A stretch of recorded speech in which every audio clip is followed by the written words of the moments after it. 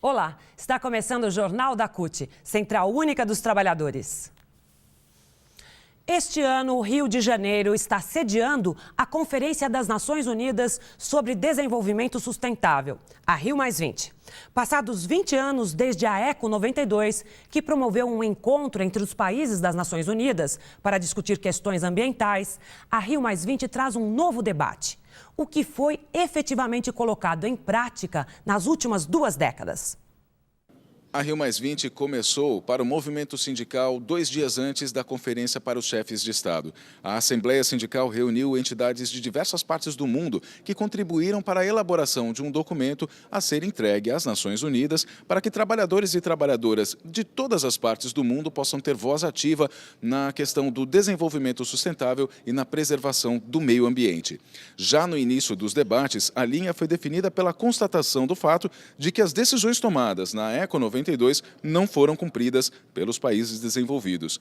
Desta vez, os emergentes não vão assumir essa tarefa sozinhos.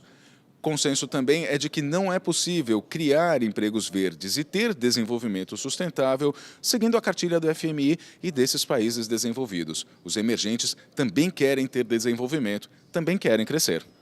Bom, principalmente mostrar a todos e a todas, não só no Rio de Janeiro, mas no mundo todo, que 20 anos depois nós continuamos tendo os mesmos desafios e uma situação ainda pior em relação ao que nós chamamos de desenvolvimento sustentável. Não basta apenas crescer, nós queremos qualidade de vida, queremos justiça social, para tanto é fundamental estabelecer o que nós chamamos de desenvolvimento sustentável, que não é a mesma coisa que alguns empresários ou que alguns governos defendem de desenvolvimento.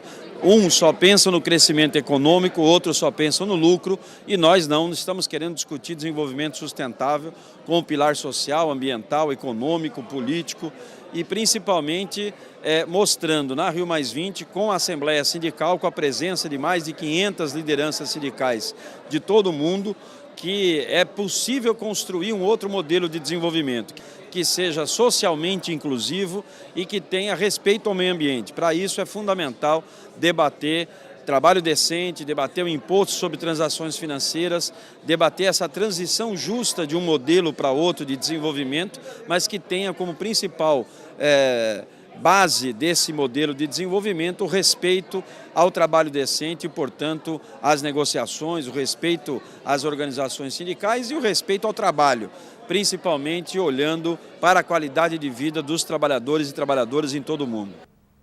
Antes da abertura oficial, uma apresentação de boas-vindas reuniu representantes de entidades como a ITUC, CSA, Confederação Sindical para a Ásia e Países do Pacífico, Confederação de Trabalhadores da África e Confederação de Trabalhadores da Europa. As entidades apresentaram propostas e debateram assuntos durante a Assembleia. Mas como trazer as questões dos trabalhadores para o debate na Rio+20? Quem explica é a Anabela Rosenberg, da ITUC. Pienso que para que nos escuchen tenemos que saber qué queremos decir.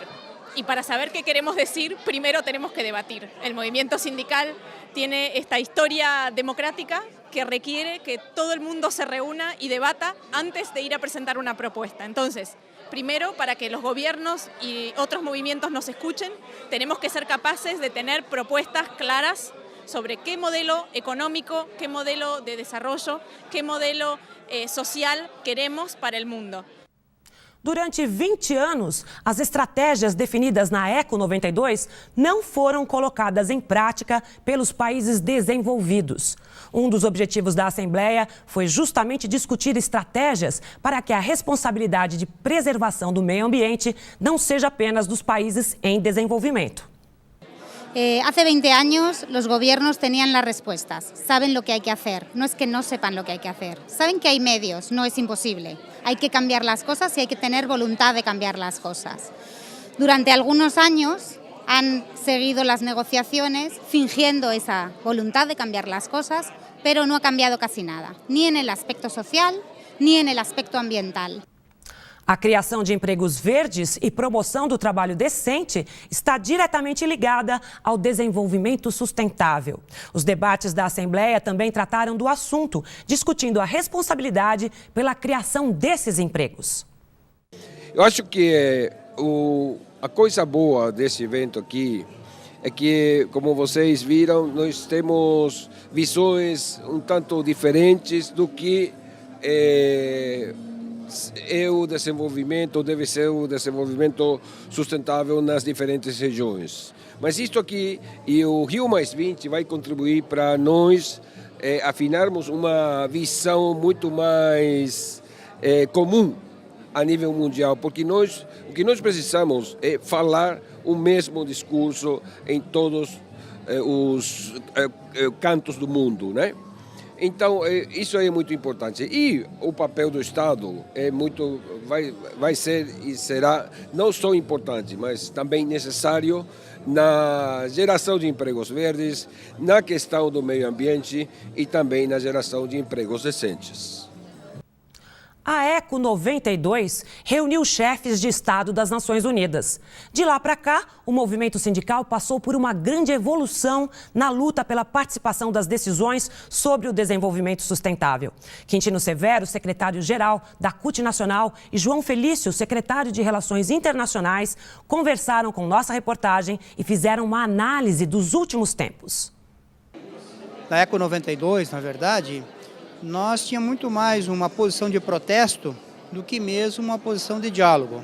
Até porque na época os governos e os próprios empresários não tiveram um diálogo social com os trabalhadores. Teve muita pouca ressonância àquilo que nós debatimos na época. Então, portanto, de lá para cá, o movimento sindical avançou muito, muitos governos avançaram e os empresários, de forma evidentemente econômica, também abriram um processo de diálogo nesse período.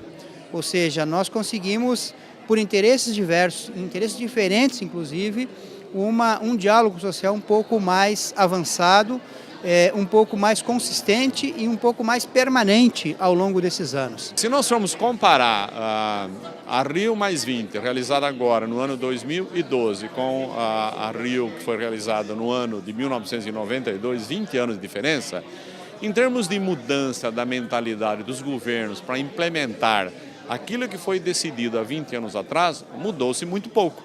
Acho que muito poucos governos implementaram. Agora, o nível de consciência política hoje da população mundial é muito mais avançado. Hoje nós temos um nível de consciência muito maior das sociedades em todos os países, da importância de você debater desenvolvimento sustentável vinculado ao mundo do trabalho, por exemplo. Neste caso, eu acho que houve um avanço. Agora, para que haja mudança de mentalidade naqueles que são responsáveis pela gestão, pela implementação de políticas públicas, eu acho que mudou muito pouco.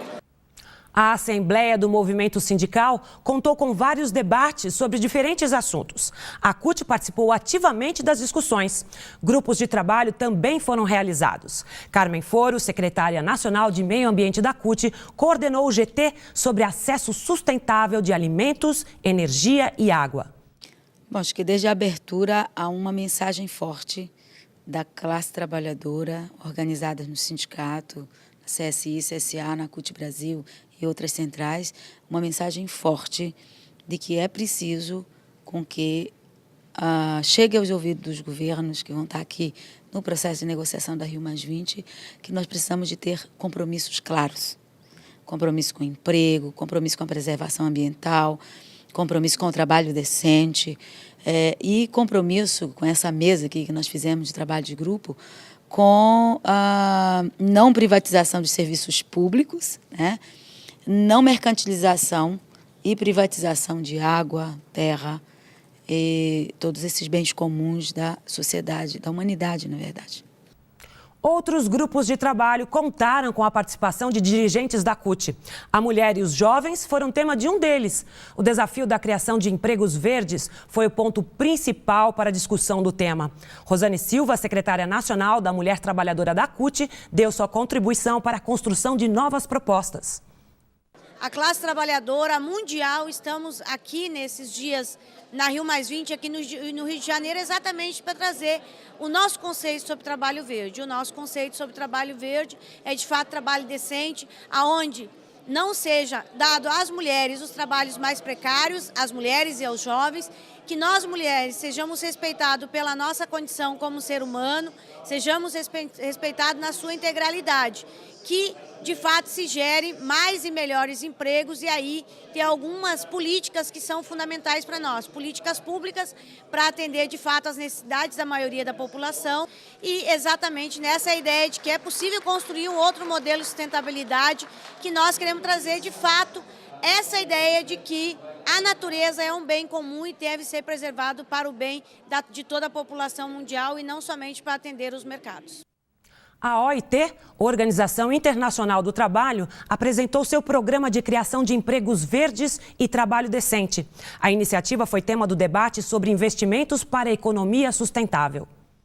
Então, estamos trabalhando em uns 20 e picos países para ver dentro de cada economia, dentro de cada país, visto a estrutura social, o mercado de trabalho e também a estrutura setorial da economia, quais são os setores mais afetados, quais são as possibilidades de esses setores serem mais amigáveis com o meio ambiente. Então, qual vai ser o impacto no emprego, no volume, na qualidade do emprego e também na geração e distribuição de renda. Gilberto Carvalho, ministro-chefe da Secretaria-Geral da Presidência da República, esteve no segundo dia de Assembleia, defendendo a radicalização da democracia. Em sua apresentação, o ministro também informou a posição do governo brasileiro contra a imposição de preservação climática somente aos países subdesenvolvidos. Portanto, nós comparecemos a Rio+20, o nosso país, e esse conjunto de países que tem essa perspectiva, com o desejo e com a decisão política de discutir um novo modelo de desenvolvimento sustentável. Organizada pela CSA, a Assembleia foi encerrada no dia 13 com o fechamento do documento com as propostas do movimento sindical destinadas à Conferência das Nações Unidas. Luiz Inácio Lula da Silva mandou uma mensagem aos participantes congratulando o movimento sindical pela iniciativa. Em recuperação, Lula lamentou não poder estar presente. O avanço científico e tecnológico que já atingimos é suficiente para acabar com a fome do mundo. Discutir o desenvolvimento economicamente sustentável é, antes de tudo, discutir como alimentar todo o planeta. Bom, o que nós, do Sindicalismo das Américas, estamos propondo para essa Assembleia Mundial Sindical é que nós possamos traduzir o que é a nossa proposta do novo internacionalismo sindical para o século XXI. Um sindicalismo que seja transformador, um sindicalismo que tenha mobilização, ação sindical e um sindicalismo que possa estar construindo alianças sociais importantes. Aqui na Rio+20 nós queremos que isso se traduza na atuação sindical forte na Cumbre dos Povos e também uma atuação forte do movimento sindical nas negociações oficiais, traduzindo de verdade o que é esse internacionalismo sindical do século XXI. A Assembleia foi encerrada pela secretária-geral da CSI, Sharon Burrow, que destacou a necessidade de implementar o piso de proteção social como parte do desenvolvimento sustentável. Isso significa permitir o acesso dos trabalhadores a serviços públicos de qualidade, como saúde e educação. Ela lembrou que cabe aos trabalhadores combater o ataque aos seus direitos. A secretária citou: há governos que atacam seus próprios cidadãos e são covardes diante do mercado financeiro. O movimento sindical deve inverter esse modelo. Ao final da Assembleia, o consenso foi de que, se o momento de crise é ideal para ampliar a participação dos movimentos sociais e exigir a transição do atual modelo para outro sustentável, inclusivo e democrático, também é necessário estabelecer alianças para que essa luta traga bons resultados. Na terça-feira passada, em Aracaju, capital de Sergipe, a CUT lançou a Cartilha pela Erradicação do Trabalho Infantil, com o mote "Lugar de criança é na escola".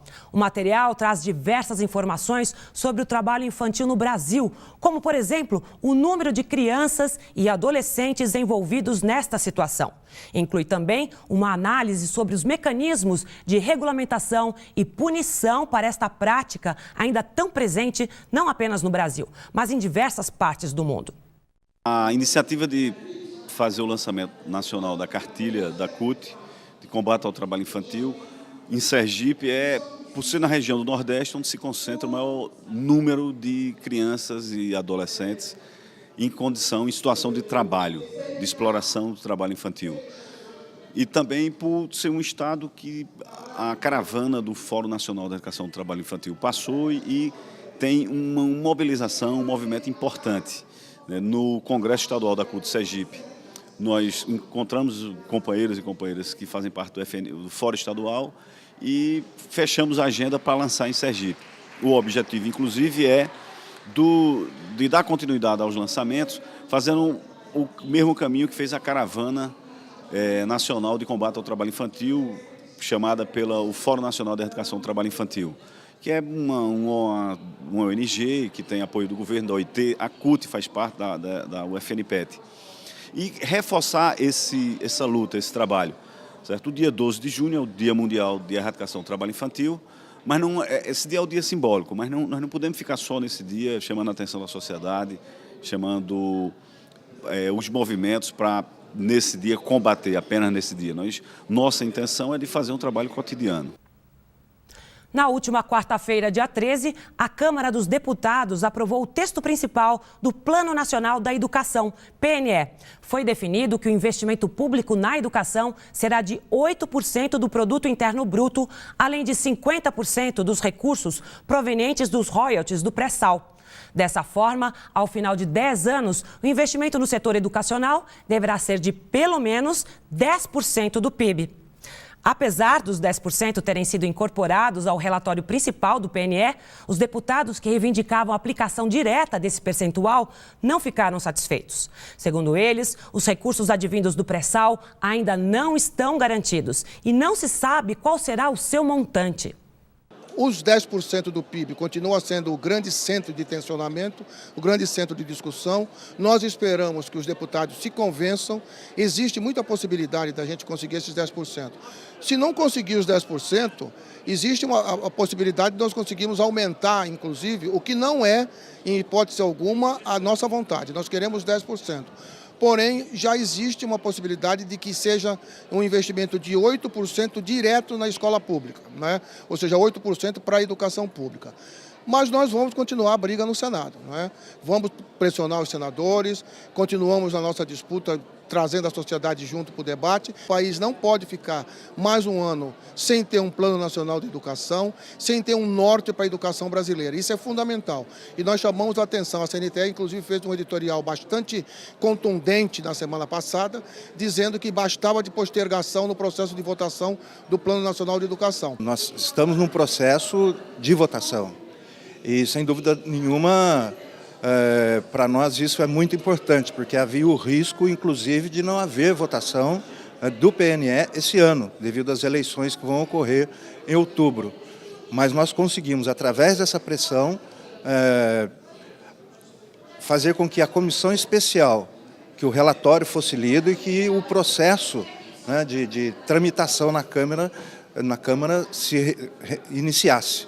Portanto, agora cabe a nós fazermos um outro processo, que é o de pressionar todos os parlamentares, todos os congressistas a aprovarem, por exemplo, os 10% do PIB investidos na educação. Além, é claro, numa articulação com o movimento estudantil e outros setores sociais, né, que também os recursos, os 50% do fundo social do pré-sal também sejam investidos na educação. A Anatel, Agência Nacional de Telecomunicações, realizou uma operação na qual fechou a Rádio Cúpula na Rio+20. A emissora de caráter comunitário transmitia um programa com a participação do presidente da CUT Rio, Darby Garaia, quando fiscais da Anatel lacraram a rádio. A CUT lamenta a atitude da entidade que coibiu o acesso à comunicação da classe trabalhadora. A central exige que o poder público, por meio de seus órgãos, garanta o funcionamento de todos os veículos de comunicação pública, comunitária e independente. Uma pesquisa realizada pela CSI, Confederação Sindical Internacional, apontou que os brasileiros são os mais otimistas sobre o futuro. A pesquisa no Brasil mostrou que 69% das pessoas acham que o Brasil está indo na direção certa. A média mundial é de 38% de respostas positivas. E mais, 46% das pessoas no Brasil pensam que as gerações futuras estarão em uma melhor situação. Na média global, 27% das entrevistas tiveram a mesma opinião. E o Jornal da CUT fica por aqui. Até a nossa próxima edição.